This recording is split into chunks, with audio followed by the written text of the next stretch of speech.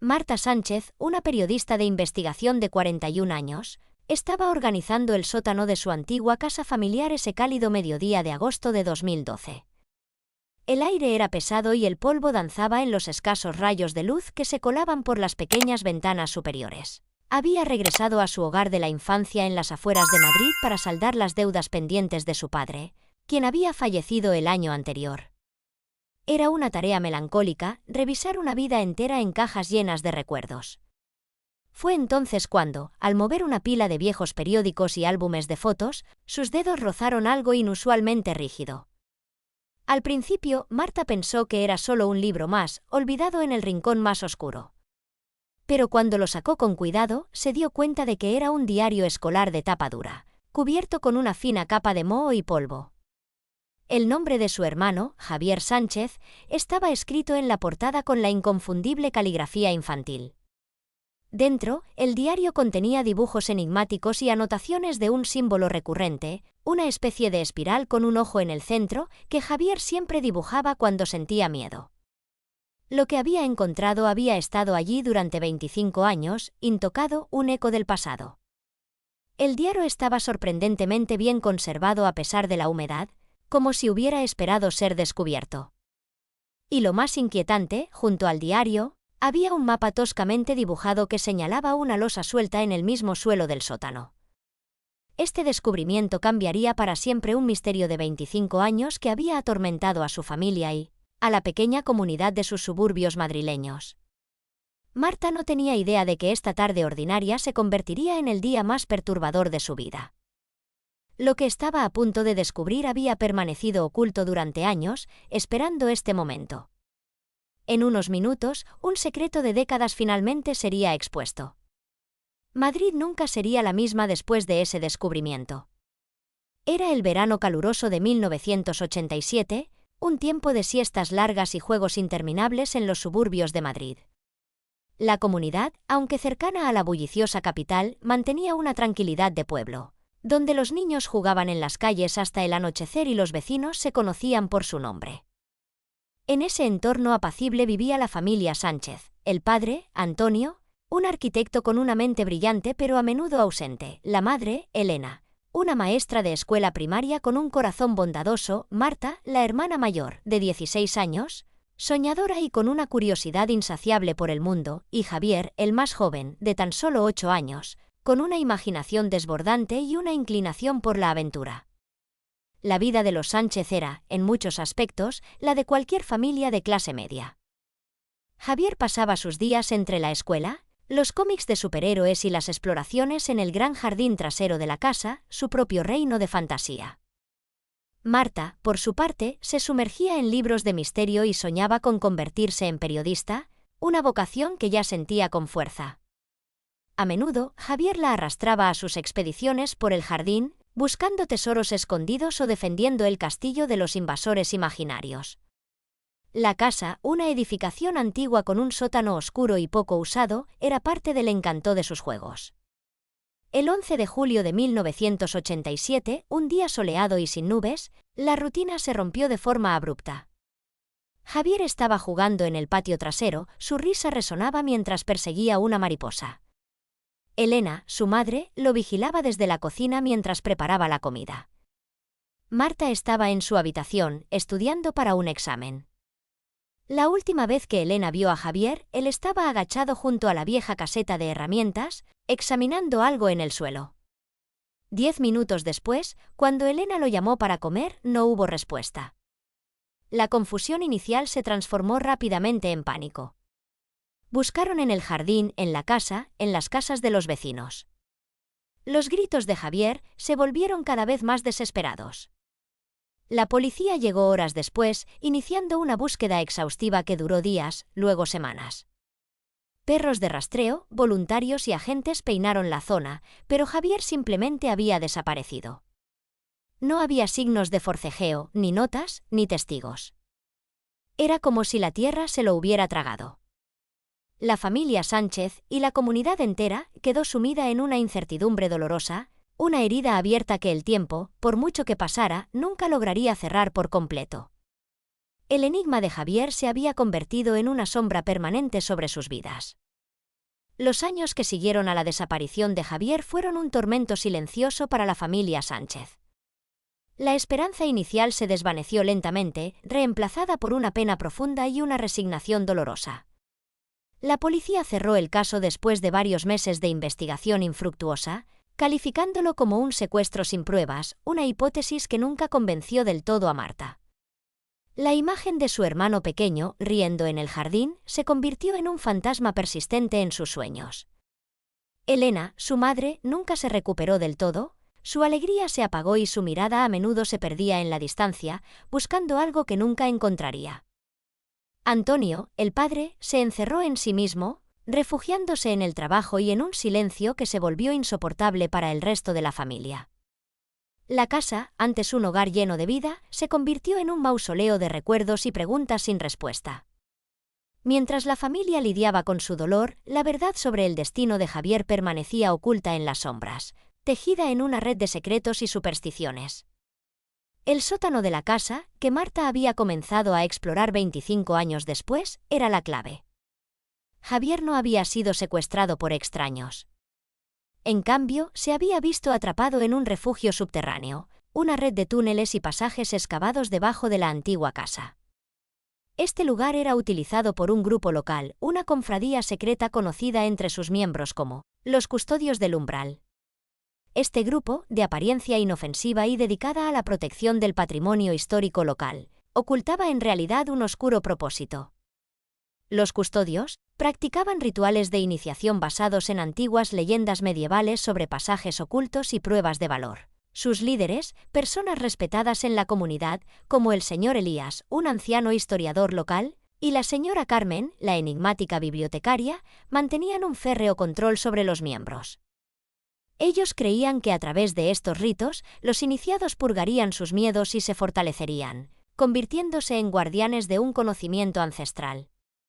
El sótano de la casa de los Sánchez, con su acceso olvidado, se había convertido, sin que la familia lo supiera, en uno de sus lugares de reunión más secretos y un punto de partida para los rituales de iniciación. Los líderes de la cofradía, en particular el señor Elías, eran maestros en la manipulación. Prometían protección a los niños que participaban en sus juegos de valor, asegurándoles que eran elegidos para una misión especial. Pero esta promesa de protección se convertía en una trampa. Los niños, una vez iniciados, eran confinados en el sistema de túneles subterráneos por periodos que podían durar días o incluso semanas, supuestamente para probar su coraje y fortalecer su espíritu. Las anotaciones en el diario de Javier hablaban de esta promesa, de un juego de escondite en la oscuridad, donde la protección implicaba quedarse atrapado hasta demostrar su valía. El día de su desaparición, Javier, movido por su naturaleza aventurera y el conocimiento de una losa suelta en el sótano que había descubierto, por casualidad días antes, había intentado explorar uno de esos pasadizos. Es probable que hubiera sido invitado o que simplemente se topara con la entrada mientras jugaba, un niño curioso que sin saberlo se adentraba en el corazón de un secreto oscuro. La puerta se cerró detrás de él, quizás por un mecanismo diseñado por la cofradía, o simplemente por accidente, sellando su destino. El sótano, su juego de niños, se había convertido en su prisión, una tumba silenciosa. Su fe y su resistencia, plasmadas en los enigmáticos dibujos de su diario, eran un testamento de su lucha por sobrevivir, esperando ser descubierto. La cofradía se aseguró de que el secreto permaneciera enterrado, manipulando a la policía y a los vecinos, creando una cortina de humo en torno a la desaparición del niño, desviando la atención y borrando cualquier rastro que pudiera llevar al sótano. El poder de sus líderes era tal que nadie en la comunidad se atrevía a cuestionar sus acciones o a indagar en sus actividades nocturnas. 25 años después, la suerte quiso que Marta Sánchez, la hermana de Javier, se convirtiera en la reveladora. Su profesión de periodista de investigación, forjada en la búsqueda de verdades ocultas, la había preparado sin saberlo para este momento. Su conexión con el evento original era visceral, era la hermana mayor, la que había sentido la ausencia de Javier con cada fibra de su ser, la que nunca había aceptado la explicación oficial de su desaparición. Ahora, el destino la había llevado de vuelta a la antigua casa familiar, a ese sótano olvidado, para desenterrar no solo cajas empolvadas, sino también los fantasmas de su propio pasado.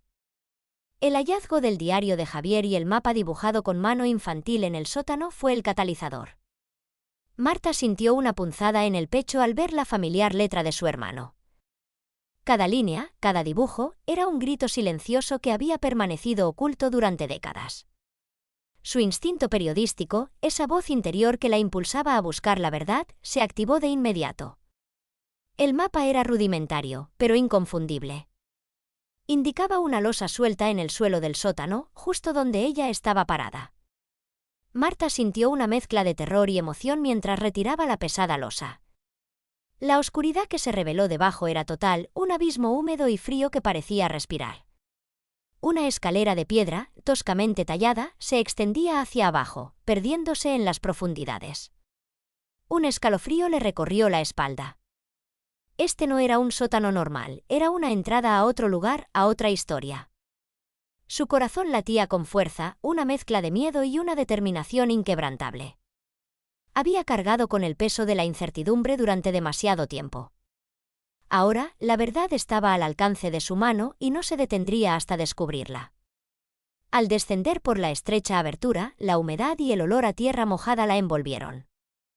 La luz de su linterna reveló un espacio pequeño y claustrofóbico, pero a medida que avanzaba, el pasadizo se ensanchaba. Allí, en lugar de los vestigios macabros que su mente había imaginado durante años, encontró pistas sutiles, pero innegables. Un carrito de juguete antiguo, casi idéntico al que Javier había tenido, estaba medio enterrado bajo una capa de polvo y telarañas. A unos metros de distancia, una bota infantil, pequeña y desgastada, emergía de la tierra. Estas no eran simples coincidencias, eran reliquias de una vida, de una presencia. En las paredes del pasadizo, débilmente iluminadas por la linterna, distinguió rasguños de uñas, marcas desesperadas que sugerían intentos de escape, de salir de ese lugar. Su respiración se aceleró. Javier no había desaparecido, había estado atrapado allí. Su mente corrió a los dibujos en el diario, esos símbolos extraños que él trazaba cuando sentía miedo.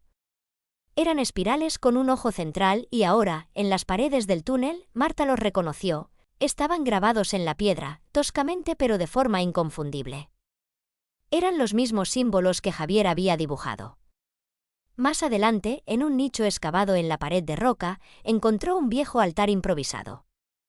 En él, objetos que claramente pertenecían a niños, muñecos de trapo desgastados, un puñado de cuentas de colores y, lo más escalofriante, recortes de periódicos antiguos que hablaban de otras desapariciones de niños en la región años antes y después de la de Javier. Algunos de los artículos mencionaban la desaparición de otros niños en un radio de unos pocos kilómetros, fechas que abarcaban desde finales de los 70 hasta principios de los 90. Los periódicos, aunque amarillentos, eran legibles. Historias olvidadas que ahora cobraban un sentido macabro. Cada objeto, cada rasguño, cada símbolo era una pieza del rompecabezas, un testimonio mudo de lo que había ocurrido en ese lugar. Marta no solo había encontrado el diario de su hermano, había encontrado una verdad mucho más grande y siniestra, una que sacudiría los cimientos de la comunidad. La razón por la que la verdad salía a la luz ahora era clara: el tiempo lo había permitido, el paso de su padre la había llevado de nuevo a la casa y la persistencia de una periodista nunca se rendía. Marta se sentó en el suelo frío del sótano, rodeada por los objetos que habían pertenecido a Javier y a otros niños, mientras la verdad se desplegaba ante sus ojos como un mapa oscuro. El diario de Javier, el carrito de juguete, la bota infantil, los rasguños en la pared, el altar improvisado, los recortes de periódicos, todo encajaba con una precisión aterradora. Javier no había sido simplemente llevado, él se había visto atrapado, por accidente, en un refugio subterráneo, una prisión de la que nunca pudo escapar. La promesa de protección, la que había sido el gancho para estos niños, había sellado su destino. La luz de su linterna se posó de nuevo en los recortes de periódicos. Uno de ellos, fechado en 1978, hablaba de la desaparición de una niña de 6 años, Ana Garrido, en un pueblo cercano. Otro, de 1982, reportaba la desaparición de los hermanos López, de 7 y 9 años, de una granja a pocos kilómetros. Y un último, de 1991, mencionaba a un adolescente de 14 años, Marcos Vidal, que se esfumó mientras exploraba unas cuevas locales. La policía había vinculado estos casos, en su momento, a fugas de hogar o a accidentes aislados, pero Marta ahora veía el patrón, el hilo conductor, los custodios del umbral. La cofradía había sido la responsable de todos estos desapariciones, transformando a niños curiosos en víctimas de sus retorcidos ritos. Mientras Marta reconstruía los caminos laberínticos y acostumbraba su mirada a las sombras, los recuerdos de la infancia y de los rumores de los vecinos comenzaron a cobrar un sentido diferente. Las viejas leyendas que su abuela solía contar sobre pasajes ocultos bajo la tierra, sobre niños que se perdían en la noche y nunca regresaban. Los susurros que, en noches de luna llena, algunos vecinos juraban haber oído provenir del porche de la casa o incluso del jardín. Eran cánticos, voces apagadas, ruidos extraños que siempre habían atribuido al viento o a animales. Ahora, ella lo sabía, eran los rituales de los custodios. La cofradía utilizaba el sistema de túneles debajo de varias casas antiguas de la zona, incluyendo la de los Sánchez, como parte de sus ritos. Los niños eran atraídos con la promesa de aventuras o juegos secretos, llevados a los túneles y dejados allí por periodos, supuestamente para superar sus miedos. Las marcas en el altar improvisado eran claras. Las cuentas de colores eran ofrendas, pequeños tesoros que los niños ofrecían a cambio de protección o para calmar a los espíritus de la oscuridad, tal como los líderes de la cofradía les hacían creer. Los muñecos de trapo eran compañeros de juego en la soledad, quizás creados por los propios niños. El símbolo del espiral con el ojo central, recurrente en el diario de Javier, era el símbolo de los custodios, una marca que se grababa en las paredes de los túneles para guiar a los iniciados, y también para infundirles respeto y miedo. Marta sintió un nudo en el estómago al comprender la magnitud de la manipulación. Sus padres, como muchos otros en la comunidad, habían sido engañados por la fachada respetable de la cofradía. El señor Elías y la señora Carmen, figuras aparentemente inofensivas, eran los cerebros detrás de todo. Ellos controlaban los accesos, los tiempos de reclusión de los niños, e incluso los mensajes que se les daban para mantenerlos dentro. La verdad era aterradora, Javier no había sido raptado por un extraño.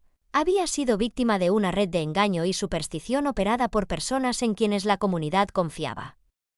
La pregunta que se clavó en su mente fue la más dolorosa de todas. ¿Estaba Javier aún con vida?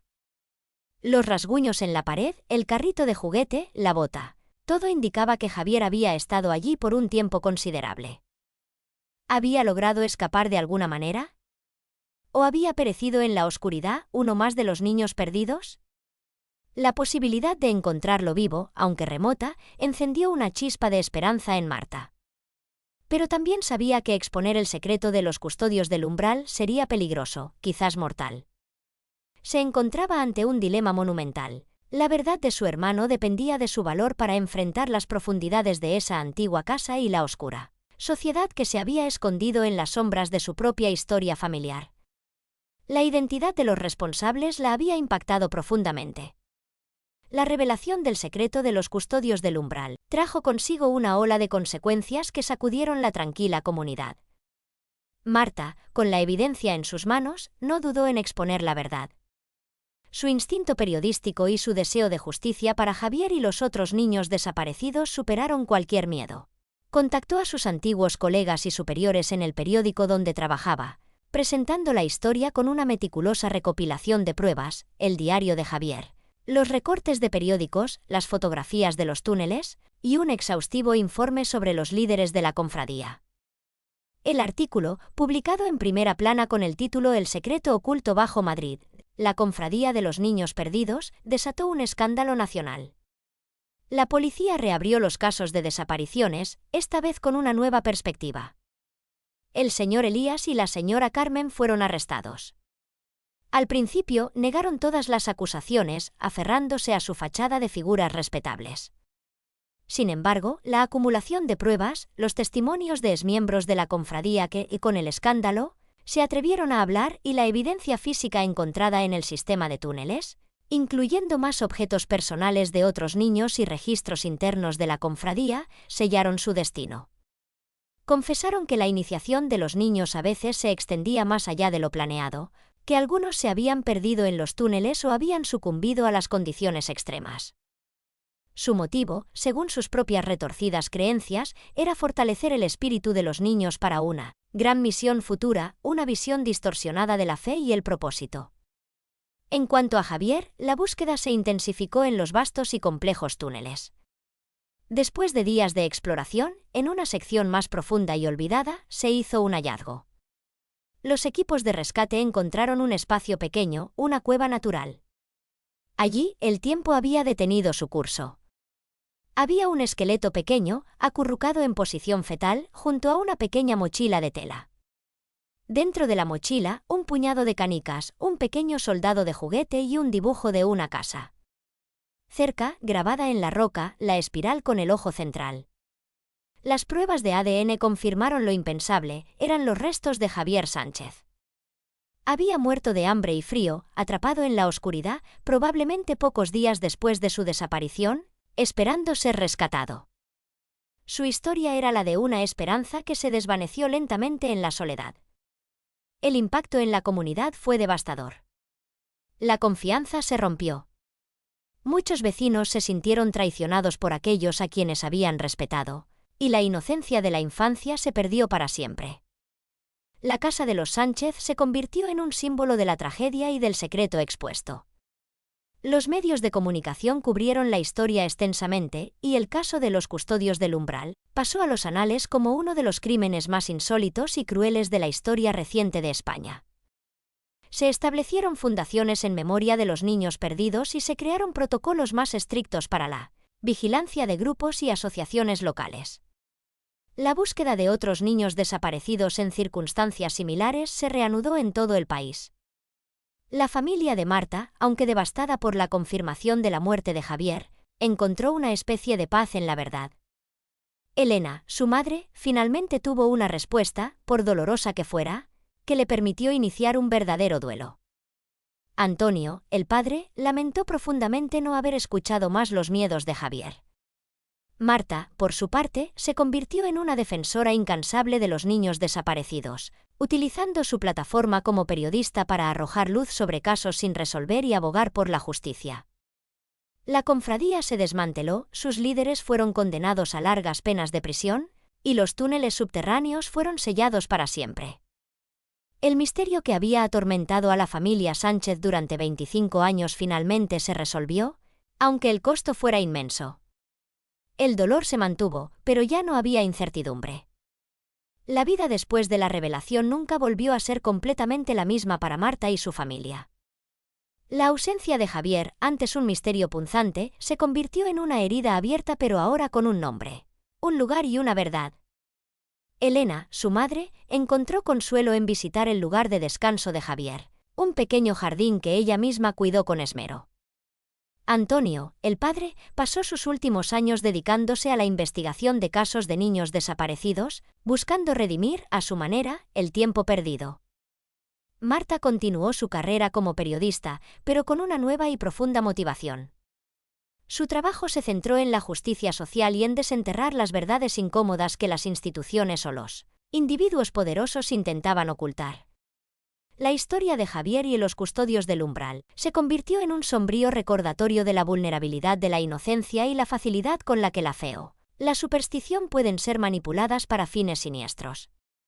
La cofradía, aunque desmantelada, dejó una cicatriz permanente en la comunidad, una lección amarga sobre la necesidad de cuestionar, de indagar más allá de las apariencias. Los restos de Javier fueron sepultados en un pequeño cementerio local, su lápida llevaba una inscripción simple: Javier Sánchez, un niño que soñó con aventuras y encontró la verdad en la oscuridad.